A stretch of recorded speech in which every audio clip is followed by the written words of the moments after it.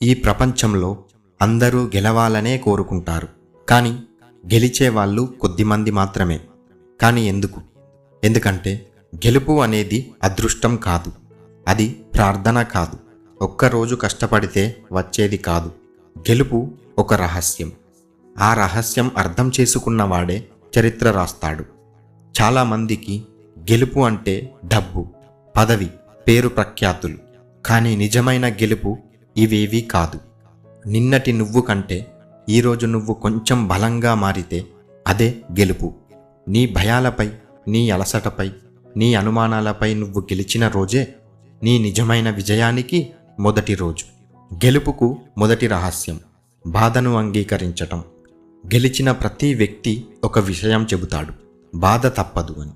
ఎవరైతే బాధల నుంచి పారిపోతారో వాళ్ళు జీవితంలో ఒక్క అడుగు కూడా ముందుకు వేయలేరు. బాధ అనేది నీ శత్రువు కాదు, అది నీ గురువు. నిన్ను కఠినంగా తయారు చేయడానికి జీవితం ఇచ్చే పరీక్ష. బాధను భరిస్తే బలం పుడుతుంది, ఆ బలంలోనే గెలుపు పుడుతుంది. గెలుపుకు రెండో రహస్యం స్థిరత్వం. చాలామంది ఉత్సాహంతో మొదలు పెడతారు, కానీ నిరంతరం దాన్నే చేయలేరు. గెలుపు కోరుకునేవాడు సందర్భం చూడడు, వాతావరణం చూడడు, జనాలు ఏమనుకుంటున్నారో చూడడు. రోజు అదే పని మళ్ళీ మళ్ళీ నిశ్శబ్దంగా నిరంతరంగా చేస్తాడు. ఒకరోజు కాదు, 100 రోజులు కాదు, 1000 రోజులైనా అదే ప్రయత్నం చేసేవాడే చివరికి చరిత్రలో నిలుస్తాడు. గెలుపుకు మూడో రహస్యం ఒంటరితనం.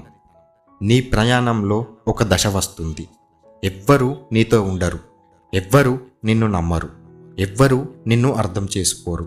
అది నీకు శాపం కాదు, సరిగ్గా అర్థం చేసుకుంటే అదే నీ గెలుపుకు దారి. ఎందుకంటే గెలిచేవాడు ఎప్పుడూ ఒంటరివాడే.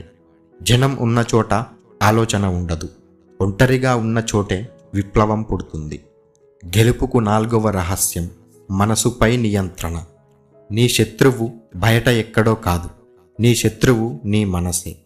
అలసత్వం, భయం, ఆత్మవిశ్వాసం లేకపోవడం ఇవన్నీ బయటి నుంచి రావు, నీ లోపలే పుడతాయి.